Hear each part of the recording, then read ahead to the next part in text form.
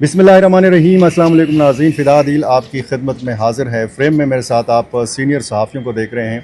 इस्लामाबाद से ताल्लुक़ जनाब अब्दुल क़य्यूम सदीक़ी और सुप्रीम कोर्ट को कवर करते हैं। अदालती मामलात से बहुत अच्छी वाक़फ़ियत रखते हैं। और मेरे साथ लाहौर से उमर बशीर साहब मौजूद हैं और हम तीनों मौजूद हैं गवादर एयरपोर्ट के ऊपर। और अभी थोड़ी देर बाद हमने कराची जाना है। गवादर की अहमियत, बलूचिस्तान की अहमियत, साउथ बलूचिस्तान की अहमियत, इन सारे हवालों से भी बात होगी। लेकिन एक ब्रेकिंग न्यूज़ जो आई है वो महारंग बलोच के हवाले से आई है कि इंसदाद दहशतगर्दी की अदालत क्वेटा ने महारंग बलोच को उम्र कैद की सज़ा सुनाई है। इस केस के जो तफसीलात हैं वो भी हम जानने की कोशिश करेंगे। अब्दुल क़य्यूम सदीक़ी साहब, इस केस में जो सज़ा सुनाई गई है ये 2024 का गालिबन गवादर का ही वाक़या है जहाँ पर इस वक्त हम मौजूद हैं, राजी मुची। और इसमें शबीर बलोच नामी एक एफसी एहलकार को ये बताया गया है कि पत्थर मारकर तशद्दुद करके शहीद किया गया और उसके बाद ये मुकदमा चला। 2 साल ये मुकदमा चला। बाकी इस केस की क्या तफसीलात हैं और अपील का हक़ भी दिया गया है महारंग बलोच को। लेकिन फिदा ये तो जो अपील है ये तो राइट है उसका कि उसका मसला ये है कि जो वाक़या था जो 2024 की आप बात कर रहे हैं वो इसी ये गवादर इंटरनेशनल एयरपोर्ट के इफ्तिताह अनाउंस किया गया था कि 14 अगस्त को। और फिर प्राइम मिनिस्टर ने और एक चाइनीज़ डेलीगेशन जो 200 से ज़ायद बिजनेसमैन थे उन्होंने यहाँ पे इन्वेस्टमेंट के लिए आना एंड उस मौके के ऊपर जो मुख्तलिफ वाक़यात होते हैं उसकी बुनियाद पर ये राजी मुची शुरू की गई। और फिर ये जो शाहराह है जो कनेक्ट करती है वहाँ पर जो है ये कोई गुजरने दे जाने चलें। अच्छा, ये वाक़या हुआ जब सिक्योरिटी फोर्सेस के ऊपर जब ये मामला हुआ तो उनको शबीर बलोच जो है उसको पत्थर मार दिया गया। और ये जो जलसा था ये इन्होंने ही बुलाया था BYC का। और इसमें जो सज़ा दी गई वो हजूम को उकसा कर इश्तिआल अंगेज़ी करने और उसके अंदर जो है वो शहादत के ऊपर गो कि इसमें जो ख़बर आई है वो ये है कि इन्होंने जब मुख्तलिफ एविडेंस जो है वो रिकॉर्ड की गई, वीडियो लिंक के ऊपर बयानात जारी किए गए, रिकॉर्ड किए गए एविडेंस के, तो उसके फिर एक मरले के ऊपर बाइकआउट कर दिया। अच्छा, अब ये जो है जब ट्रायल चल रहा होता है और उसमें इस तरह से सारी सूरत हाल होती है तो एक मरले पे एक्यूज़ जो अगर वो करता है मतलब कि मामला तो ये था ना कि अनरिप्रेजेंटेड है, सुना नहीं गया उसको, लेकिन उसमें एक लॉ के अंदर प्रोविज़न मौजूद है। सुप्रीम कोर्ट ऑफ पाकिस्तान के फैसले हैं ये, जैसे कि जनरल परवेज़ मुशर्रफ के अंदर भी हुआ था कि उनका भी वकील जो है वो पेश नहीं हो रहे थे, तो फिर अदालत ने ये हमारे कानून के मुताबिक है कि उसको सरकारी वकील दिया जाता है। ठीक। और फिर वो केस जो है वो लड़ता है। ये सरकारी वकील से मुराद ये होती है सरकार उसका खर्चा उठाती है और उसके एक्सपेंस के ऊपर वो डिफेंस जो है वो अपना देता है।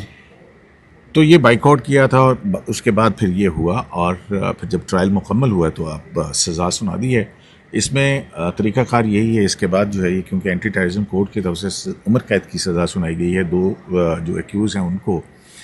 अब आप ये देखें ना कि पूरे कितने का मजमा होगा, सबको तो ट्रायल नहीं किया गया, जिनके ऊपर जो था जो एक सामने होंगे और जिस तरह जिसने जलसा बुलाया और उस जलसे में वायलेंस हुआ उसकी बुनियाद पर ये अब देखना ही है, क्योंकि ट्रायल की एविडेंस हमारे सामने नहीं है तो उसमें कैसे कनेक्ट किए हैं डॉट्स, क्योंकि जो क्रिमिनल केस होता है उसके अंदर या इस तरह का केस उसके अंदर जो कहते हैं शक व शुबा से बालातर एविडेंस की बुनियाद पर।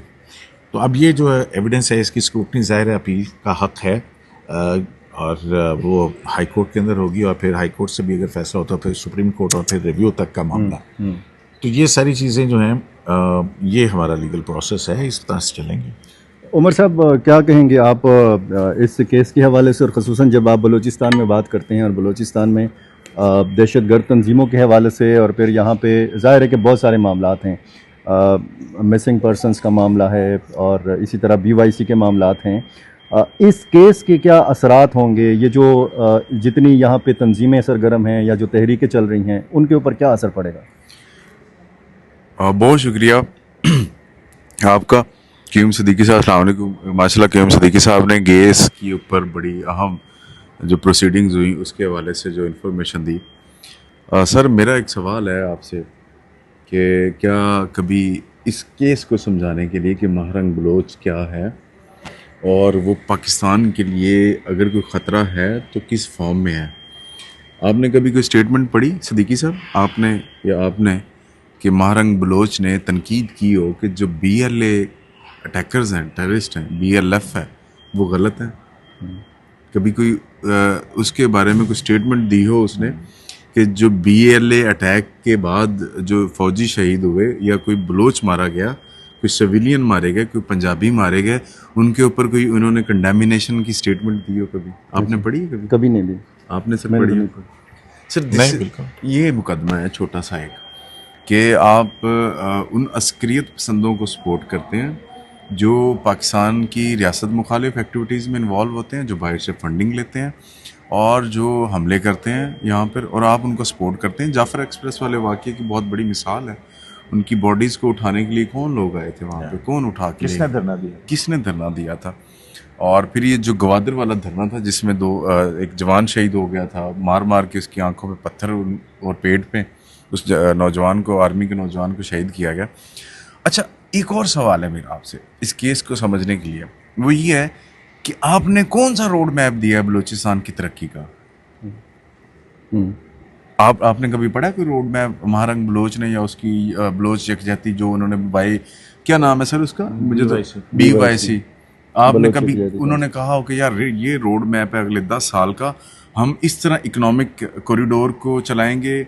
अगर कॉरिडोर की फ्लाइट जो है उसका टाइम बहुत कम रह गया है, आखिरी जल्दी कर लें, इंक्लूड करता हूँ मैं आप जहाज ना मिस कर दें। नहीं, मेरा ख्याल है कि उम्मीद है कि जहाज, एक ही जहाज आ रहा है यहाँ से अभी तो हमें लेके ही जाएगा। आखिरी कंक्लूजन ये है कि आप कभी जो डेवलपमेंट के प्रोजेक्ट्स हो रहे हैं हमेशा उनके ऊपर आपके हमले क्यों हो रहे हैं? बिल्कुल उमर, आपकी बात बिल्कुल ठीक है। इसी मौजू पे हम कराची पहुंच के और फिर उसमें पूरी तरह से समझाएंगे कि जो पाकिस्तान की माशी तरक्की के प्रोजेक्ट्स हैं, ये सारी टेररिज्म उन्हीं के करीब क्यों हो रही है? थोड़ा सा मुख्तसर बताइए कि इस्लामाबाद में जब ये BYC वाले वहाँ पे बैठे थे तो क्या उनको सुना गया था वहाँ पे? बिल्कुल सुना गया था कि आप कितने दिन वहाँ पे बैठे रहे थे और फिर वो सारा सिलसिला है। वो अगर बलूचिस्तान से इस्लामाबाद पहुँच जाते हैं तो फिर वहाँ पे बैठे रहे हैं वो वहाँ पे। कई लोगों ने उनके साथ रब्ता किया और फिर आपने देखा कि फिर अचानक से क्यों ये एकदम से धरना ख़त्म कर दिया गया। नाज़रीन, अब्दुल कयूम सिद्दीकी और उमर बशीर की बातें आपने सुनी। यकीनन इस केस ये डेवलपमेंट स्टोरी भी है, इसमें मज़ीद बात हो सकती है, मज़ीद तबसरा तज्ज़िया हम करेंगे और इन सारे मामलात पर हमारी नज़र रहेगी। बलूचिस्तान के हवाले से मैं जानना चाह रहा था इनके तासुरात, दोनों सीनियर सहाफ़ियों के तासुरात, लेकिन चूँकि हमारा जहाज़ उड़ने को है और हम जब कराची पहुँचेंगे तो मज़ीद जो तफसीलात इस केस के हवाले से सामने की, अगर इसमें कोई रिएक्शन आता है तो वो भी मैं आपके सामने रखने की कोशिश करूँगा। बहुत शुक्रिया।